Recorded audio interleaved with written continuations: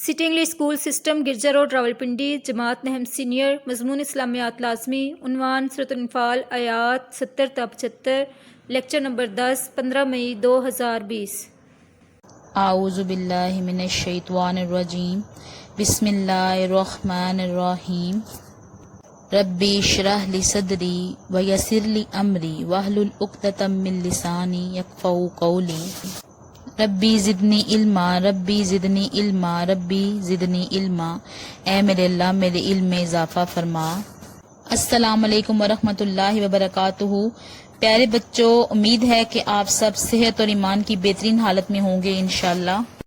प्यारे बच्चों, मैं आपकी टीचर मैम उज़्मा खालिद। लेक्चर नंबर 10 है इस्लामियात लाजमी का, सूरत अल-अनफाल रुकू नंबर 10 आयात 70 ता 75। क्लास नाम सीनियर न्यू के लिए और आज की तारीख है 15 मई 2020 और जुम्मा अल मुबारक का दिन है और हम अपने लेक्चर का आगाज करते हैं।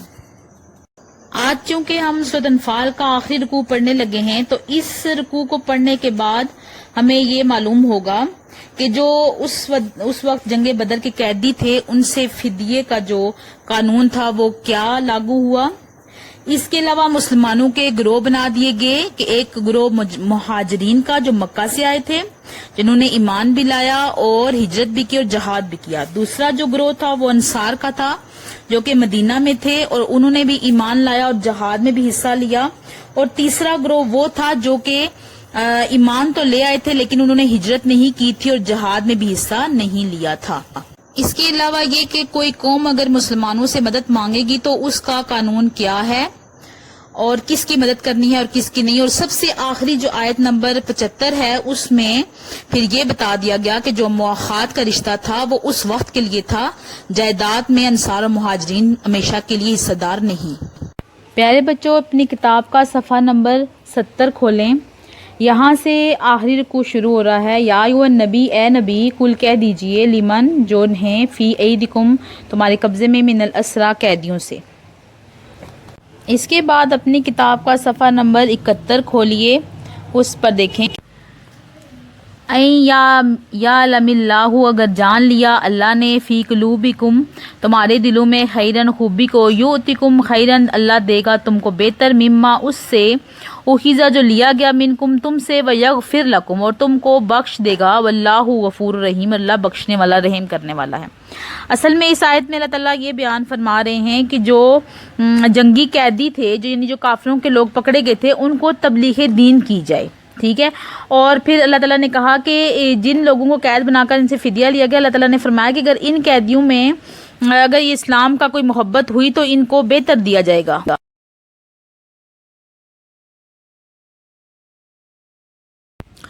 दूसरा ग्रोह वो है जो कि मदीना में रहते थे, ईमान लाए और अपने मुहाजिर भाइयों की बहुत ज़्यादा इमदाद भी की और फिर जब जहाद का वक्त आया तो जहाद में भी हिस्सा लिया। इसके बाद आयत नंबर 72 में ही ये भी अल्लाह ताला ने बता दिया कि अगर कोई कौम तुमसे मदद मांगे तो तुम्हारे ऊपर लाजम है उसकी मदद करना। यानी कोई भी इस्लामी मुल्क या इस्लामी जो माशरा है वो या इस्लामी जो कोई बस्ती है उसके ऊपर कोई जुल्म हो रहा हो और वो दूसरे मुसलमानों से मदद मांगे तो दूसरे मुसलमानों पर लाजमी है कि वो उनकी मदद करें। लेकिन अगर ऐसी कौम के ख़िलाफ़ वो मदद मांग रहे हैं जिनके साथ मुसलमानों का मायदा हुआ है तो वहाँ मुसलमान मदद नहीं करेंगे, क्योंकि बहरहाल जो मायदा होता है वो एक अहद है और मुसलमानों का ये शेवा नहीं कि वो वादा और अहद तोड़ें। तो इसलिए उन्होंने अपने मायदे की लाज रखते हुए फिर वहाँ पर मुसलमानों की मदद नहीं करनी जहाँ पर उनका मायदा होगा, और फिर वो उनसे कह देंगे कि हमारा इस कौम के साथ मायदा है इसलिए हम तुम्हारी मदद नहीं कर सकते। इससे अगली आयत में भी आयत के इस हिस्से से जो हुक्म निकल रहा है वो ये है कि जो मुआखात का रिश्ता मुहाजिरीन और अंसार के दरमियान में बना था और उस रिश्ते के बिहाव पर, उस रिश्ते की वजह से मुहाजिरीन और अंसार ने एक दूसरे के साथ अपनी जायदादें और अपना कारोबार जो है वो बांट लिए थे, तकसीम कर लिए थे। तो इस आयत के हिस्से से ये बात फिर साबित हुई कि जो मुआखात का रिश्ता था वो उस वक्त की ज़रूरत थी, उस वक्त के लिहाज से था, और आइंदा जो जायदाद के वारिस होंगे वो खूनी रिश्तेदार ही होंगे। क्योंकि अगर मुहाजिरीन और अंसार सारी ज़िंदगी के लिए दूसरे की जायदाद के वारिस रहते تو بہت سے مسائل پیدا ہو جاتے ہیں۔ سب سے آخر میں اللہ تعالیٰ نے فرمایا کہ بے شک اللہ تعالیٰ ہر چیز کو جاننے والا ہے، یعنی اللہ تعالیٰ بہتر جانتا ہے کہ آنے والے وقتوں میں کیا معاملات ہونے والے ہیں۔ اہم نکات اس سبق کے سارے میں نے آپ کے سامنے لکھ دیے ہیں، ان کو آپ نے بہت اچھے سے پڑھ لینا ہے، اور پھر یہاں سے آپ کو مزید جو ہے وہ اس سبق کی اچھی سی جو ہے وہ سمجھ آ جائے گی انشاءاللہ، اور جو ہے وہ آپ نے یہ یاد بھی کر لینے ہیں۔ آج کی ڈائری آپ کی یہ ہے کہ رکوع نمبر 10 کا ترجمہ آپ نے لفظی اور بامحاورہ دونوں یاد کرنے ہیں، اور کم از کم 3 آیات کا ترجمہ خود ہی جو ہے آپ اپنا ٹیسٹ کے طور پر لکھ لیں گے، اور اہم نکات بھی آپ نے لکھنے ہیں تاکہ آپ کے شارٹ کوسچن جو یعنی مختصر سوالات ہیں وہ بھی آپ کے ساتھ تیار ہو جائیں، اور معروضی بھی۔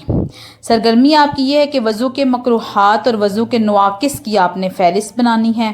بیٹا آپ کو وضو کے سنتیں فرائض کے ساتھ مکروہات اور نواقص کا بھی پتہ ہونا چاہیے۔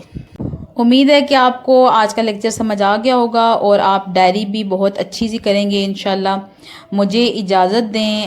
سبحانک اللہم و بحمدک، اشہد ان لا الہ الا انت، استغفرک و اتوب الیک۔ دعاؤں میں ہمیشہ یاد رکھا کریں، اور انشاءاللہ بہت جلد میں آپ سے سوال بھی کروں گی۔